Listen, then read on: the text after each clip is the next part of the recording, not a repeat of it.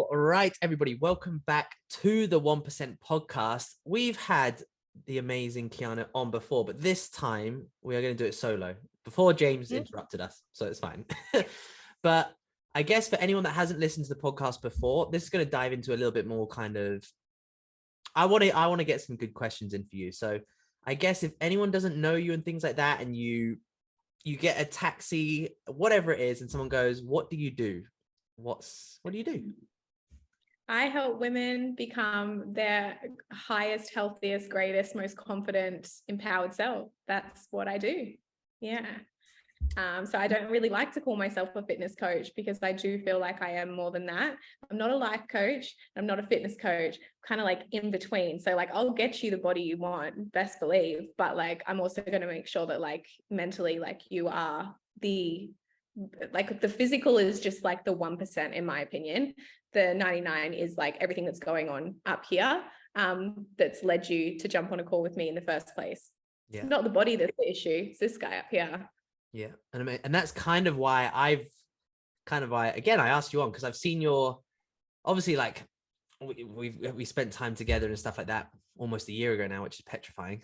Well, less than that, but obviously I've seen kind of how you and James, more so you, I think you've really gone to a certain place in the world that's unlocked things for you, and you can kind of see that. And I know that it's unlocked more than you've shown as well, just obviously through Instagram, like a picture, like what can you actually say about your life in a picture? So that's kind of why I've got you on. But to kind of bring it all back a little bit, what was beginning life like when you were kind of early teens, kind of what was the upbringing like and things like that? That's where I want to start. I was a very different Kianna. So I'm an only child. So growing up, it was just my mum and I. So like single mum and dad broke up when my mum was pregnant. So basically it was just mum and I like growing up. School was not amazing for me. I was always into performing. So for anyone, it's like kind of, don't really talk about it now as an adult, but I sang my whole life. I spent 12 years in singing lessons.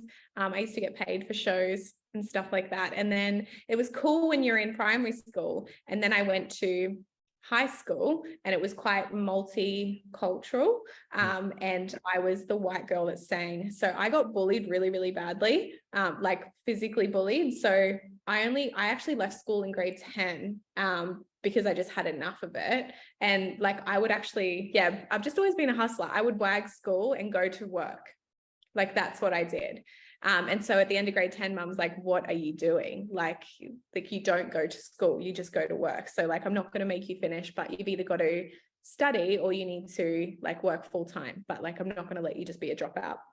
So my teens were pretty like rebellious, I guess, like typical like teenage girl rebellion. I blossomed quite late as well. So like I was quite overweight through high school. And then I went to the other end of the spectrum when I left high school, and I got obsessed with just being as skinny as I could. So I did, the 1,000-calorie 3 hours of cardio diet. So I've sort of been on both ends of like the fitness, like body composition spectrum.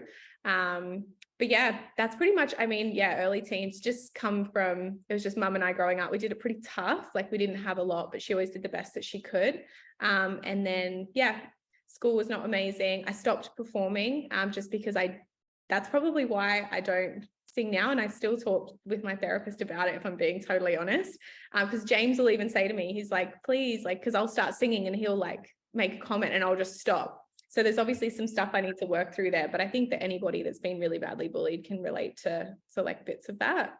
But yeah, I think that's it in a nutshell. If that gives you a little bit of an insight. No, it's good. I guess, do you have much contact with your dad at all, or nothing at all now? You kind of just No, like we do. He's bless him if he ever listens to this. He's my dad. He's not my father. So like for me, he's, like we see each other maybe like once a year, especially now that I travel so much, and like we call and text and that sort of stuff.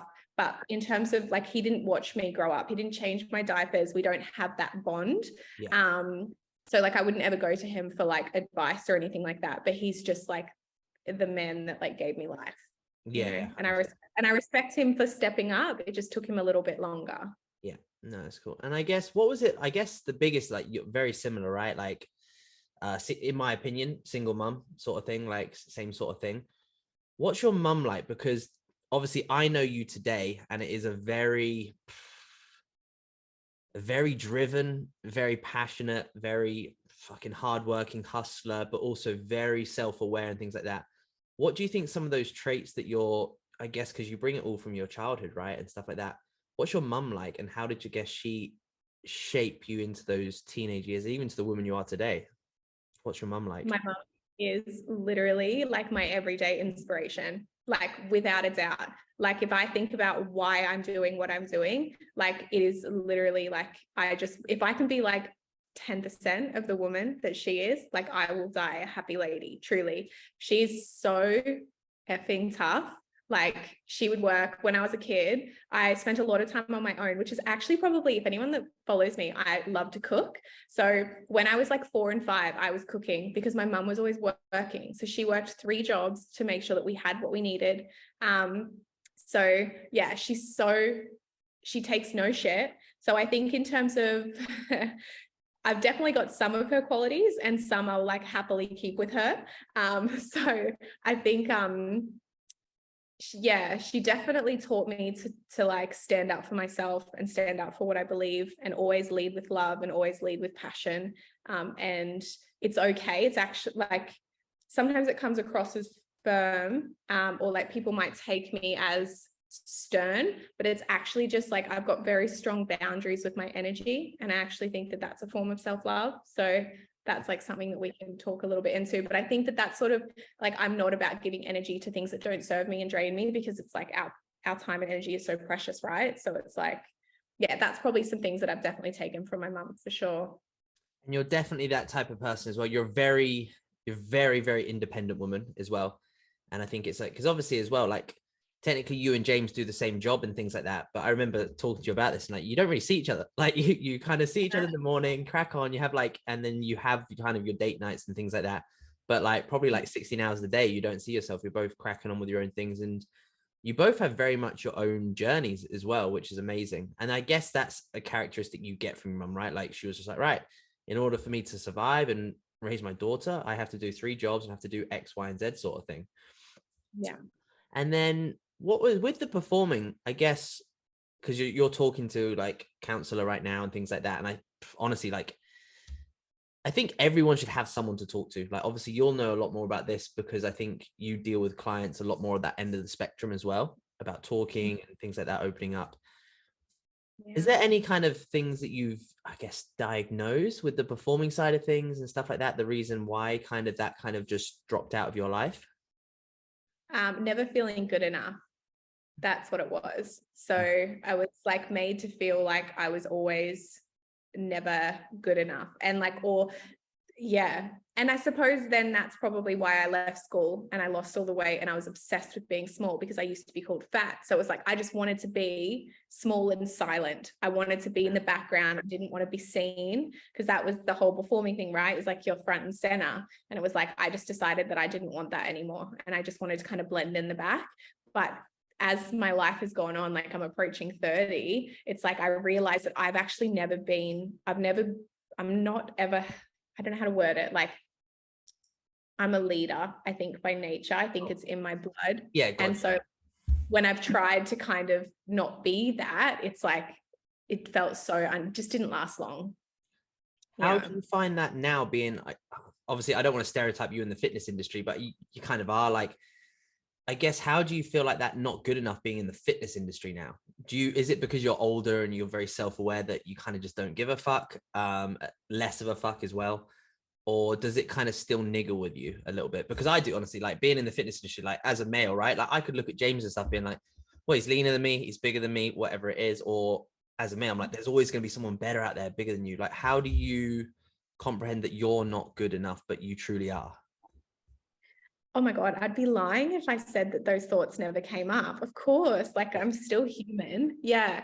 But I think that when they come up, I've now sort of got some coping mechanisms and tools. I know how to kind of like talk myself out of those sorts of, instead of like letting them bottle up and become like my only thought process for the day, if that makes sense.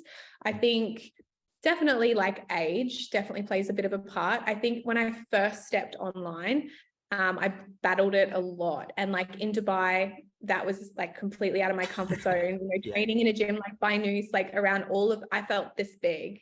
And I was like, yeah, that I went through a lot with like self-development while I was in Dubai.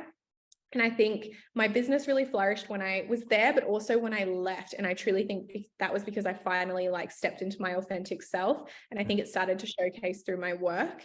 So I just think now, like we all have like, in terms of like physical stuff, I mean, of course, we're always wanting, and especially like we know, like, and this is so, it sucks, but if I'm lean and my abs are popping, inquiries are flying. Horrible, isn't it? It's awful. It Yeah. sucks. And it's a reality. Whereas I think now I just like remind myself like that. I mean, I got it written down my back for a reason. Like no one is me and that is my power. And I just have to stay in that space that like, yeah, there's other, bodybuilders out there and that like in the fitness industry and they look fitter and toner and like better than me. But like what I know that I can offer as a human being, not only as a coach, like I really back myself with that. So I just kind of have to like remind myself, give myself a pep talk every now and then. And how do you do that? Because obviously I only know because I've spoke to a couple of girls that I work with that are going through very similar sort of things. They're just kind of second doubting themselves and things like that. And I'd like to think as a male, I'm very like feminine at heart sort of thing. I think I have those traits, but how have you learned? What's kind of the tools that you have in your basket? Like when you say like, oh, you give yourself a pep talk and things like that. What sort of things? I know you're very good with kind of your rituals and things like that in your day. Is there any kind of tools that you use to kind of be like, actually, no, I am fucking good enough. Like I'm things like that. A few things. I mean, journaling is always my go-to. And it's like one of those things you hear people talk about, like, oh, you've just got to journal. And it can feel quite confronting because it's like, it's not a Dear Diary type thing. I always say to my clients, I'll just start with like basic like journal prompts. So I usually will just, if I'm having a day where I'm like just immersed in self-doubt or like not feeling good enough, I'll usually just write down the things that I really love about myself just to start out. And they could just be traits. And then the reasons why I would be my friend, and I would write down those traits. So like if I actually put something the other day and I put like, if you met you, would you like you? That's something I read in a book a really long time ago and it really hit me because it was like, and at the time I didn't think that I would be my own friend. So that was like, that's a big like wake up call. And it was actually, I did a poll actually on my story and there was over 50 women that commented, I'm not sure. And that was something that I was like, wow. So it's obviously a lot of like self-doubt that like runs through so many people. So yeah, I would just say journaling, just some basic journal prompts. And then usually I would try and like meditate and go into why, like what has triggered. Is my social media, like the amount of time I'm spending, has that gone up recently? Because usually, that's usually what it is. And then I can usually pinpoint what the issue is and then start to set boundaries, whether that be, okay, you post at this time and then you're off your phone or so yeah, I will usually always, journaling is definitely my go-to. I even stand in the mirror. This is like really, I'm just going to tell you.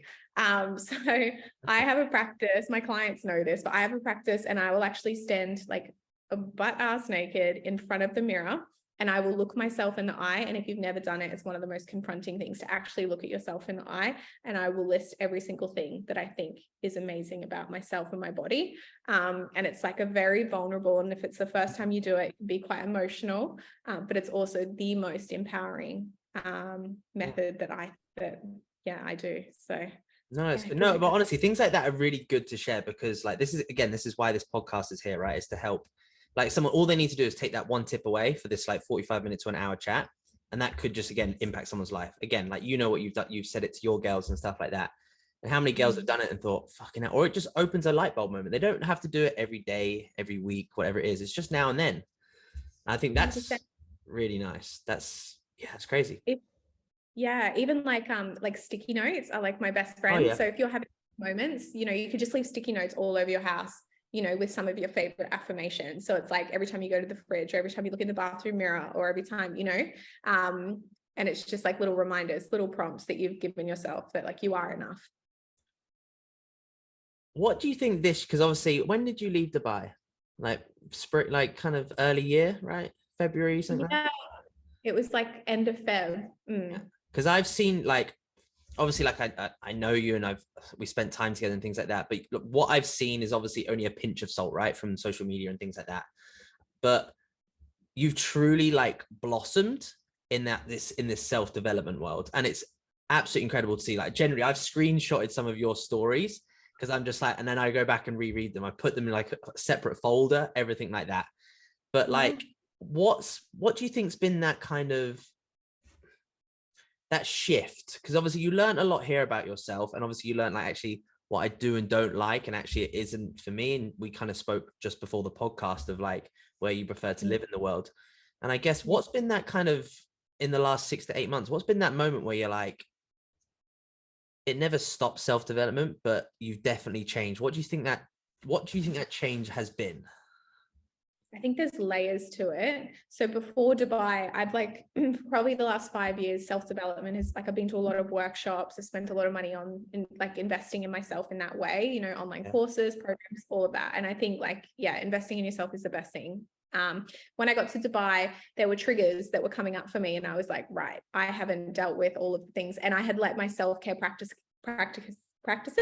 slip, which before we jumped and hit record, we spoke about like the beach. For me, the ocean is my self-care, and in Dubai to get to the beach was a nightmare. So here I am trying to do my self-care practices in a shoebox apartment in like hustle and bustle world that never ever stops, and I just felt like my cup was well and truly empty. So when I left, I like made a promise to myself that like I need to really invest back into myself.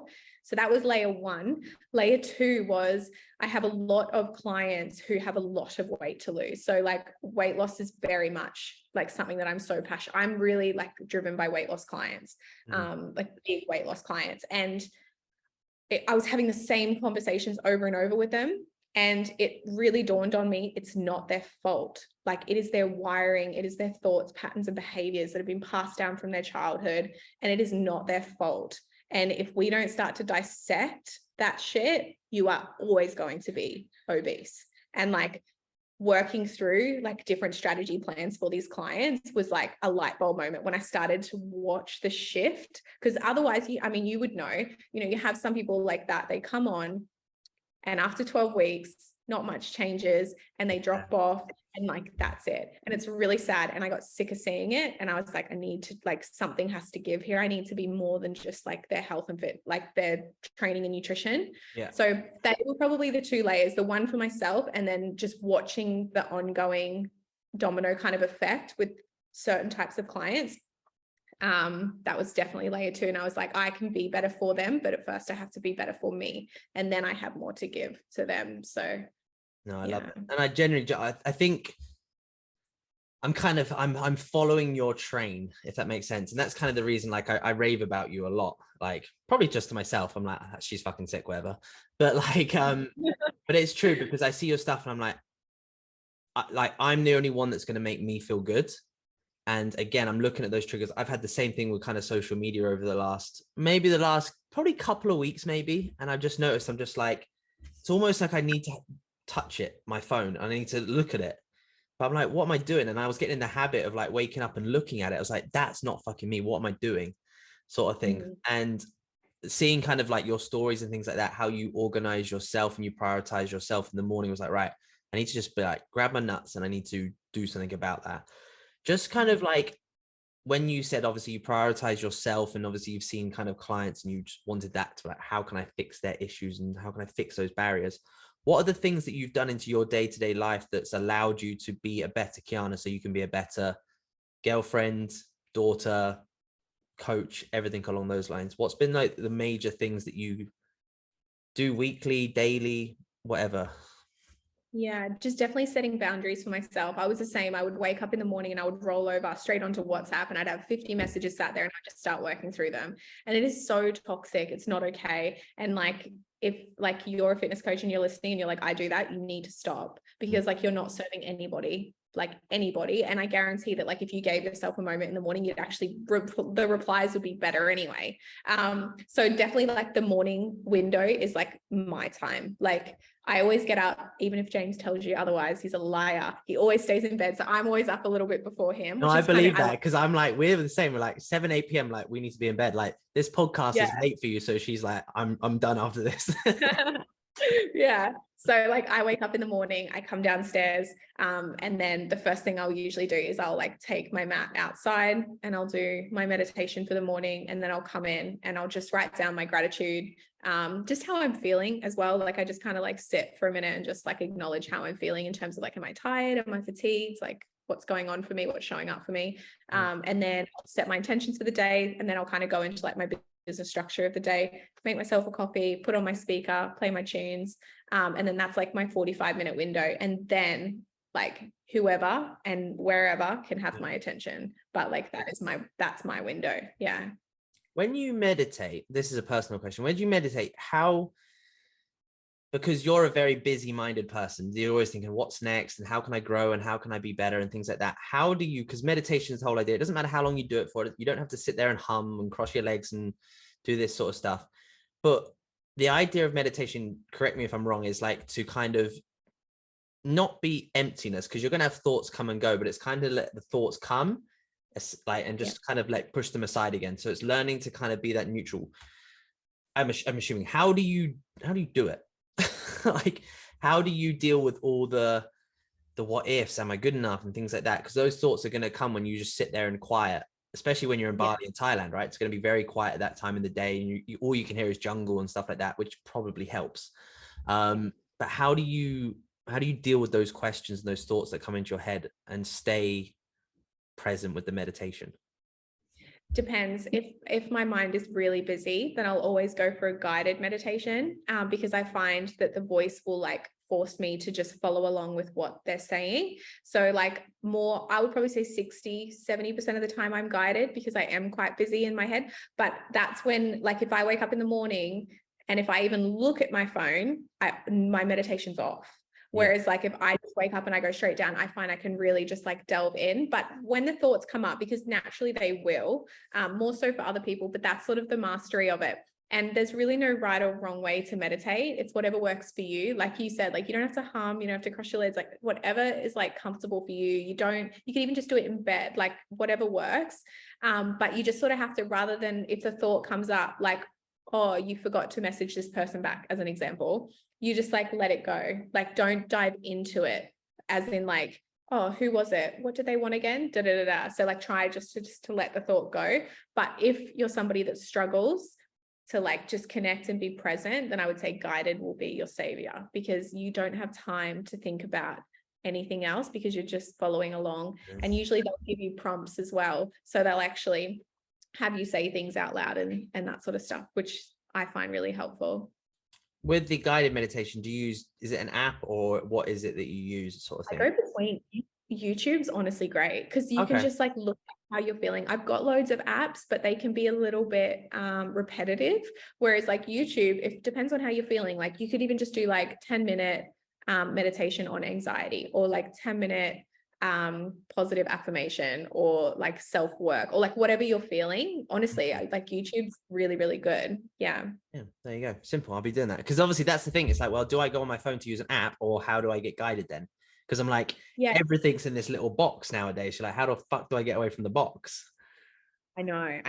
I just sort of like I don't know about you, my phone's always on do not disturb, literally 24/7. All the time, so I just go straight on YouTube and then like make sure the lights always turn down, turn it upside down, and then that's it. Yeah. Super easy. So where are we? Fill me in, because obviously your travels and things like that, because obviously if anyone doesn't know, they can go back and listen to the last podcast that James and Kianna did, but Kianna's originally from Australia and going to, was it to Dubai? It was like, because you never really left Australia before then, was it? Or was that? I had traveled a bit, but not worked away. So I've traveled, but not like lived abroad. Yeah. And you spent this year really traveling, right? I've been busy. So I go home on just before New Year's, which will be just over a year. It'll be like 13 months since I've been home. So I'm actually very excited to get home, a little bit homesick. So I'm excited to get back. But I know what I'm like. I'll be back for a few weeks and I'll be like, hey, now where? Yeah, 100%. So I guess, so obviously you're in Dubai kind of the beginning couple of months of this year. And then where did you go from there? Because even I got a little bit lost, to be honest. So Dubai, we got there the year before, November, December, Jan, Feb. And then we left and we went to Thailand we were there for 12 weeks. Okay. And then we went to London, Spain, Portugal, Italy, Greece. So we did like the little stint. It was my first time in Europe, so that was fun. And then after that, I was really craving like calmness. Europe was a lot, like, because we're busy, so like bouncing around like that, by the end I was really, really shattered. Yeah. So we went back to Thailand to our little Nai Han spot, just to kind of fill the cups back up and just be somewhere that was just like familiar. So we went there. James had to go back to Oz, so he's just reunited with me. So I was there we're there for 3 months, another 3 months. Okay. And then and now I'm in Bali, so we're going to be here till end of the year. And I guess with like the traveling experience, like traveling's so good, right? It's like what you learn, the cultures you meet and things like that. Again, I kind of want to obviously dive into your mindset a lot more, because that's something that I selfishly want to know. With that whole traveling process, being self-employed and things like that, like I know for you, you have clients checking on certain days, time zone, because you're so routine. It's sometimes a bit like, oh, it's throwing me off routine, and then you lose your meditation, you lose this sort of stuff. How did you find the whole, obviously traveling experience amazing, right? Like it is amazing when you do it, but how, reflecting back on it and things like that, how did you enjoy the process, and what did you miss? I guess kind of like, what did you learn? Like, what was the whole traveling? Because I generally don't think I could do it that much hopping around. Do you know what I mean? I didn't enjoy it, if I'm being totally honest. I really enjoyed aspects of it. The cities like London, Rome, even Venice, it was a lot. Because there was no chill, like you work, or like you go to a cafe and you work. And then my form of like filling my cup would be to go down for a swim or to the beach, or like watch the sunset at a lookout, or do things like that. That to me is like, when I was in those cities, I was like, I actually said to James, it's like, what do people in the city do to relax? Because unless you're eating, drinking, or shopping, like there is nothing to do. So I just found myself kind of like roaming around, like, and because like I didn't want to eat and drink every day, and like there was just, my suitcase was full, so I couldn't shop. So it was like, I don't know, it was really hard. It was really challenging. Santorini at the end was like nice, because we were there for a week and it was like, it felt like a bit of me. Yeah. So that was really good. But yeah, it was difficult. It was challenging. Like I was working very early in the morning, so my schedule was kind of on its head, because most of my clients, the bulk of them, are in Australia, and like, so they were well and truly ahead. So that was quite challenging. And if my morning routine was off, I just made sure like I always just have a minute. And James even knows, he'll be like, you need like a bit of Kianna time. And like, whether that be like podcast in, take myself for a Diet Coke and a walk, like just something to like fill me back up. And then I come home and I'm like a new person. Yeah. But it's so true though, because I think a lot of us, like, again, are very similar minded in this kind of industry. In a sense, we're very much like, we do this podcast now and we probably sound like the biggest extroverts and we've got all our shit together and things like that. But realistically, we fucking haven't. Like, I'm very much like an introvert. Like, I'm an extrovert to an extent, but then I'm very happy to be like, if I took myself on holiday for a week, like if I went to like, again, if I just went somewhere, I'm just happy to be on my own. And we're very similar on the fact that I don't want much from life. I want minimalistic sort of stuff. So I'm like, that's why like London, like I've been back there a couple of times. I'm just like, my anxiety went through the roof again, because you can't escape the brick walls. And I was like, at least hit, like, for me, Dubai has been really good, because I'm like, well, I can just literally just walk down to the beach, or I can just actually like go out, sit outside and be calm sort of thing. But you can't in those kind of European or most cities, you just can't do it. It's so hard. And it does baffle you. Like, well, how do people, I don't know, like, They're not. no, they're not. City people generally aren't. I don't think they are. No. Yeah. Even I'm so big on obviously energy. And I truly think like, so like, you know, when you go to a shopping center as an example, because this is something everyone can relate to, when you go to a shopping center, when you leave, you are shattered. And I truly think it is because it's not from the walking, it's not from the No, shopping. it's It energy. is, you are surrounded, and whether we believe it or not, we are absorbing everybody's energy. So when you're in situations like that and you're around so many people, we are, whether we like it or not, like we are taking on, like if you get someone that'll cut in front of you, or if you get somebody that's unhappy at the register, you are taking all of that on. So So true. when you're in a city, it's exactly the same. It's like people bumping and pushing and people smoking. And it's like, by the time you get home, I'm like, oh my God, like, I just want to be in a bubble, like by myself. So I kind of, when I was in the city, I very much felt like I was just in a constant shopping center, because I hate shopping centers for that reason. Like, and it's, yeah, next time when you go to the shopping center, hopefully people will be like, I know what you mean. Because it's like, It's so true though. It's so true, because it's like, I'll go for it, but it doesn't, like, I train for 2 hours, but if I go to a shopping center, it's true though. When you think about it, I'm like, I'm fucked. I just want to put my feet up and chill and just like yeah, go into a little hermit mode. yeah, It's it's so true. exhausting. I Yeah. think, yeah, but it is so true. Like, again, this is when, like, you've nailed it on the head with environment and stuff like that. And it's the simplest of things for people's mental health and their progression in life. It is to put themselves into an environment where they truly feel happy. It's as simple as, where they truly feel happy and they feel content in the moment. Where I can only relate it from an anxiety point of view. And when you don't have anxiety, you're like, whew, everything's slow, your heart rate drops, and you can look around and you don't feel like you're 100 miles an hour. Very simple things. And it's like, you get used to functioning at that city life the whole time, hustle, bustle, move, dun, dun, dun, and you're on edge the whole time. And you get used to that until, like, you're a prime example, like, right, okay, Dubai, it's full on for me. And then you've gone to obviously Thailand. And then that's where you've truly just, you're, again, Felt like I was self-development. home.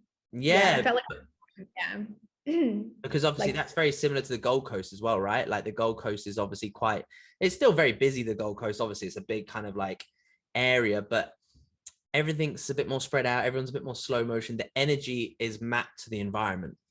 And I think, kind of, because I guess Thailand and Bali's probably a bit more up pace. But then again, it's like you can escape from it, right? So it's, you can go into the jungles and things like that. So how has the experience in kind of Thailand, Bali, things like that? Because obviously, like us, we just, like, people just think, oh, Bali, they just think like, I don't know, they just think kind of like cheap fucking beers and parties and things like that, or like kind of the typical backpacker style and stuff like that. But you guys have done the true Bali and Thailand sort of thing. yeah, like Thailand and Bali, completely different in my opinion. And now obviously spending, and I'm sure I've only been here now 3 weeks, but living here, you experience things differently. Thailand, the people are so beautiful. Like the happiest people in the world. They have nothing and they're so happy, and spending time with them, and even some of the Balinese people that I've met, and you get to know their stories and how COVID affected them and all of these sorts of things. It just makes you really grateful. But yeah, Thailand, I would definitely say, is more slower paced, not as westernized. The gym scene was not amazing. So for us, it wasn't great. Like, we didn't really meet too many like-minded people because most people were there to party. Yeah. So yeah, it was great. But yeah, that's probably my take on it. Is cheap as well. So cheap, like in Thailand. Bali, people again are really, really nice, but I think their borders and stuff have only just really opened. So Oh, wow. for them, it feels a little bit overwhelming based on like the conversations I've had with like some of them in like service industries. They're excited that we're all here, but it feels quite odd because they've been in lockdown for so long. Yeah. Yeah. We're here because the fitness industry is actually blowing up here. So like the influencer scene here is like taking off. So it's crazy. Like in Canggu where we are, like you walk down the street and it's just like influencers and like competitors everywhere. Yeah, but where we're living, we're sort of like, I made sure that I picked a space that like, yeah, it's just a smidge out. Like we've got our own outside courtyard and pool and stuff. So like it was really important to make sure that like we could go in, but we could also escape, because it is definitely a lot busier than Thailand. Yeah. Yeah, damn. What's the place? Obviously you're going, so you got, well, not long now, right? Are you spending Christmas in Bali? Yeah, so we're going to spend Chrissy here. So we've got like another 5 weeks here. Yeah. Is it just you two? You haven't got anyone coming in, or just you two No, Christmas together? Nice. yeah. And it'd then be you pretty go cool. back to Oz just before New Year's? Yeah, just before New Year's. And then we'll spend the month at home. So I've just got like one of my best friend's hen's weddings. I've got a client shoot and stuff. So I'm going to go back do that stuff. And then I think we're going to come back here in Feb for my 30th. Yeah, sick. Can't even believe I'm saying that. Yeah, for my 30th. And I'll have some of my friends come out here. And then we're thinking we're going to go to the States for a few months. See you then. Something different. Yeah, really. Yeah, I'm gonna swell because I'm moving in like December, January. So I'm just moving house. But obviously the rent here is crazy now. So what I'll save moving out a little bit is nuts. But I'm gonna spend all of next summer, spring, summer in the US. Yeah. How exciting. So that'll be good. Yeah. Well, it's like we get 90 days, right? So I was like, fuck it, let's just go for 12 weeks, 90 days, whatever that is, and just do it. And just gym hop, train, just play around sort of thing. Yeah. And then I want to go back to Colorado because I went to school there for a little bit. So I want to go back there and just see people and stuff like that. And yeah, 100%. But now might have to come see you for your birthday in February now. Who knows? Oh, yeah, 100%. I'm going to book a big bougie villa. Keep you posted. Thing is, when you do it there, it's just like, yeah, it was only 100 quid for like 2 nights. To be fair, actually, I will say if anybody's interested in coming out here, Bali accommodation is outrageous. In Canggu anyway, because Canggu is like the place to be. Even when you come through immigration and they're like, where are you staying? Canggu. And they laugh and they're like, everybody's in Canggu. And it is, yeah. So like our place here is like, it's spenny. It's not cheap, but everything else is cheap. So it's fine. Balances out. I guess things that I think I saw your stuff like the fruit and stuff like that. You bought like 2 days or 3 days or maybe a week's worth of fruit for like something like $20 or something like that. It's nuts. Oh yeah. It's really cheap. Yeah. And even things like, I don't know, if you saw like yesterday, James had a really sick barber come to he our came place. to the house, right? Yeah. Came here, did his hair, his beard, and it was like 10 quid. Fuck, really? Oh, yeah. Jesus. Yeah. Just to put that into perspective. Yeah. My thing is though, I would rather that. I'd rather be paying for a really nice environment and then be like, everything else around me is cheap sort of thing. And I kind of think that's why I'm moving. So I'm going JVC in December, January sort of time. But then like what I pay for this place, like a studio, I could almost get a villa there. Yeah. It's petrifying. I was like, holy shit. And then also, so I don't need a villa because it's just me.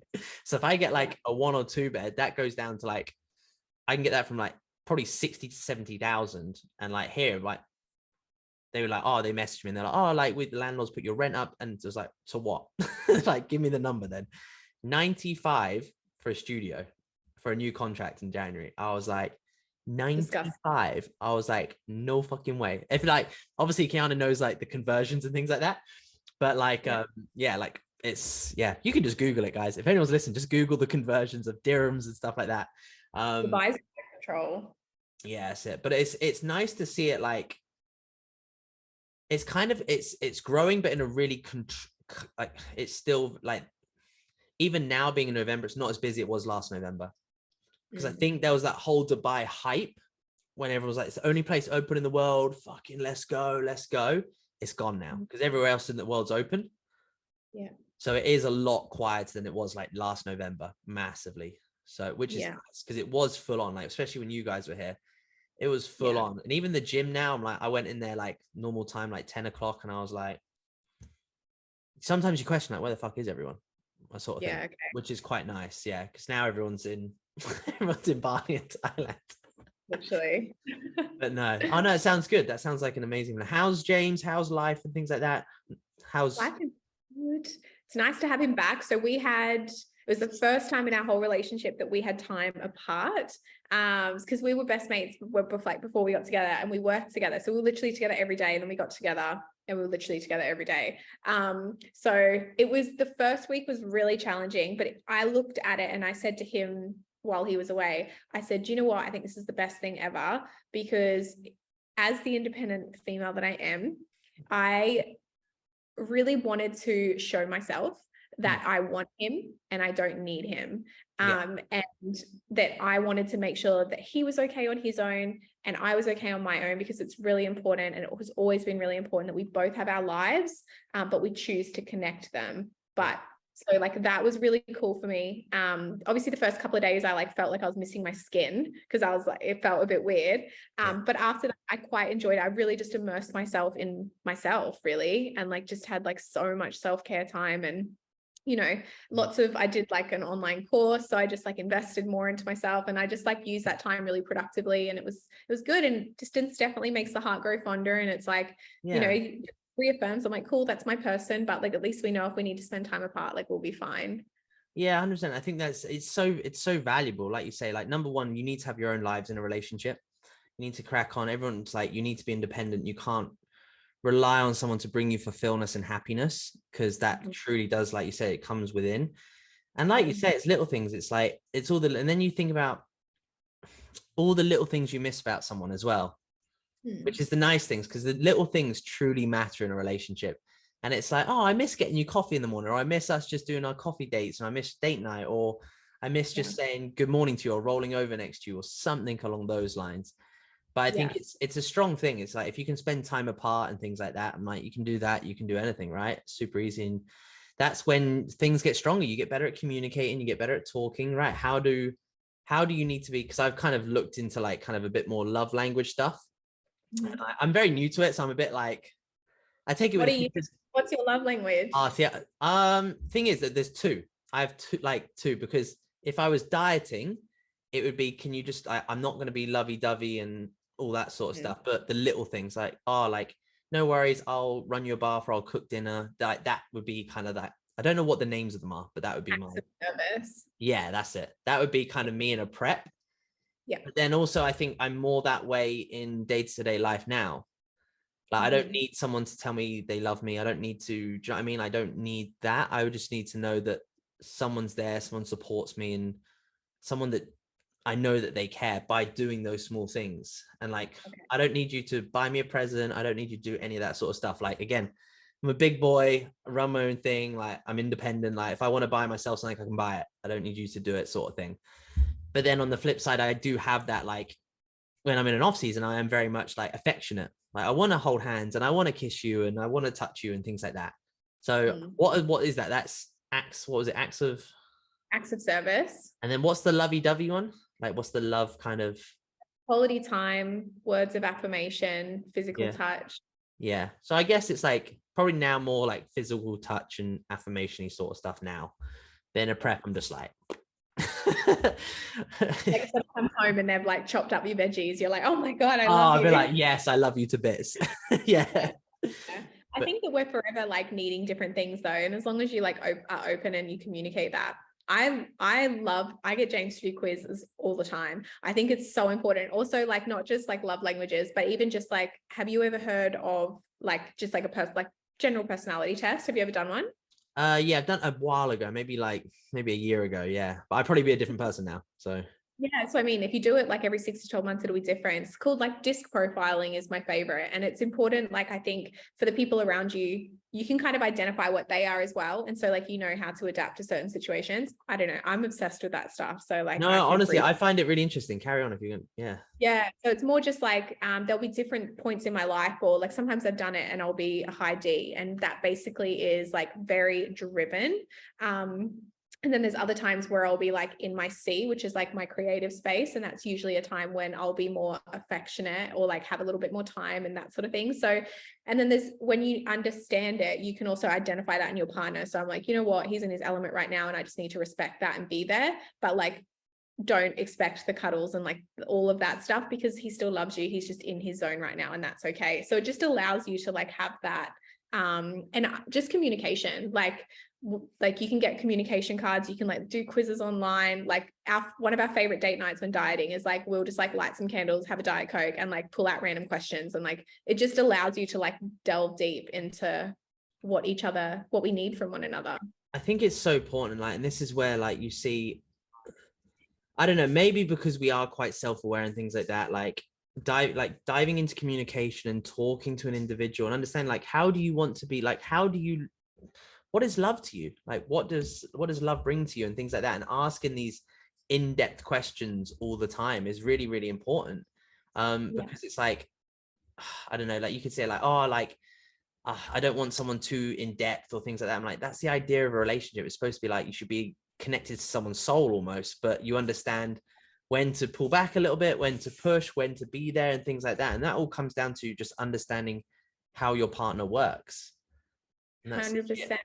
Because like just how like we like to be loved doesn't necessarily mean that they feel loved by, so like you at certain points, like acts of service, it's like, say for instance, if we were together, you were to do things for me that wouldn't fill my cup the way it fills yours. So it's like, it's important to understand your significant other. So like you could be doing all the things that make you feel loved, but they don't. Like I used to do things for James. I'd like cook his chicken and like do his washing. He'd actually get annoyed because it'd be like, oh, I don't like it that way or whatever, and I'm like, I'm just trying to help. But it's like, it allows you to be like, okay, no, he's like needs A, B, and C from me and not that. yeah, So I'll that's just a stop. prime example, right? Like, because obviously, like he doesn't need those acts of service. He might just be like, hey, hon, let's go for a walk and let's sit on the beach and let's just curl up and just sit for 10 minutes and just cuddle. Yeah, he'd rather not have chicken cooked and have a calm girlfriend that like gives him extra cuddles, you know? So like not like rushing around trying to clean. He doesn't care about that stuff. So like that was something I learned really early on. So I think it's like hugely beneficial. Oh God, yeah, it is. It's just I don't know. I see it now as very like common sense almost to talk about these things. Like even with friends and things like that. I'm like, what do you like? Do you like this? Do you not like this? Like, how do you want us to like, what's going to be the best for our friendship and things like that? Do I need to see you this week or do I not? Like all this sort of stuff. It's just like, it doesn't have to be purely relationship based. It's like any relationship you have on earth. Like I feel like my relationship with my sister's grown a lot more over the last 6 months because of these skills. And then I'm like, oh, okay, cool. So now my relationship with my nephews and nieces have, and my mum has, and stuff like that. So it's like, oh, okay, I understand. Like, oh, over those years, like I wasn't doing that for you as a son or as a brother. So now I'm like, okay, cool. So now that I have that skill, let me use it on you guys as well, and let me build our relationship together. So it can come in many, many forms. So no, I love it. I love these sort of like just because it's like because you can always be like, ah, fuck it, it's the end of the road, and like I'll just find someone different. I'm like, it's not going to work like that. Like, you can't just hang in the towel because someone you just don't communicate well. It's that simple. Yeah, I mean, you've just got to both be open to the communication, because that's obviously a big thing. But I always like to remind myself, I mean, being in such a hustle industry, it's like we don't stop. Like we're always thinking of like, I don't know, I'm like the sort of person, like I'll complain when I'm not complain, but I'll get overwhelmed when I'm so rammed busy. But then the moment something like stops building, I'm like, oh my God. And when I'm you're like, quiet, you're like, why is it not busy? What the fuck's going on? What am I not doing? Yeah. So it's like, and then I have to actually remind myself, and I'll like give myself a minute, and I'm like, do you know what, Kianna? I was like, how much money do you actually need to be happy? And I was like, all that matters is like how I feel about myself. Like that is number one. How I feel about myself, the relationships, and the health of the people that I love. Like that is it. If I don't have that, I could have a fucking booming business and $1 million, and like it would mean jack shit. So like you just have to kind of like bring yourself back to self and be like, do you know what? I'm going to shut my laptop today and I'm going to do me a solid and like look after me, because at the end of the day, it's like if I don't land a client today, like boo-hoo. Like, you know, you just have to like kind of, I don't know. I spent like the first year really pushing, and I'm so grateful for my business and where it's at, and like, yeah, you so have happy. to. Yeah, but you just got to like, when you're overwhelmed, just be like, do you know what? Like, we're fine. My clients are happy. Everybody's happy. So like, yeah. I've honestly done that in the last few months, where I feel like the business is at a point now where I'm like, it runs itself a little bit now. It does. So I'm like, great, as long as again, like I think before I was trying to do too much shit on a daily basis that really didn't matter. Because I think I learned that in this prep. I was like, holy shit, I'm really productive in this prep. Everyone moans that they can't work on things like that. I'm like, I'm still doing the same shit and I'm still producing all this sort of stuff. And so I'm like, oh, okay, all the shit I was doing before was just procrastinating and a waste of time.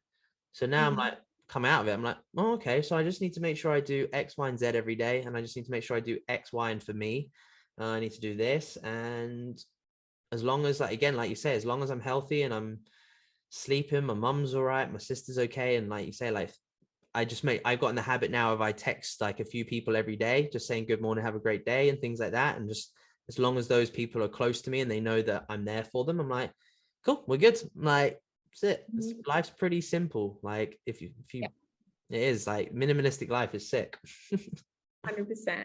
I think it's easy to get caught up, especially like, you know, when you're in environments like Dubai and stuff, and you're surrounded by, don't get me wrong, like Dubai was one of the most eye-opening experiences for me. And like, I'm so grateful for the people like yourself that I've met and, you know, in that space. But like, when you're constantly around people that are like, have so much, like that for them obviously makes them feel accomplished. And it's like, it's okay to acknowledge that like a Gucci bag means jack shit to me. I was like, take me to a yoga class and like get me a cup of tea and I'll be way happier than a Gucci. Do you know what I mean? Like, just like, I think also the big difference is when you realize how it isn't real. Like it really isn't real. So these people, like fucking hell, like there is a lot. There's probably 90% of Dubai and city like London, New York, doesn't matter. 90% of these people have the products, but they're actually in debt with it.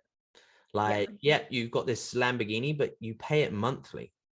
Like it's not really yours. And like, yeah, you've got this stuff. And when you hear the inside stories and all this sort of stuff, you're like, fucking hell, like, yeah, like, all right, cool. I'm just going to buy my fruit today. And I'm pretty psyched. Like I haven't got any big overheads on me. I haven't got anything. Like everything comes out my pocket and everything goes back into the business and back into me.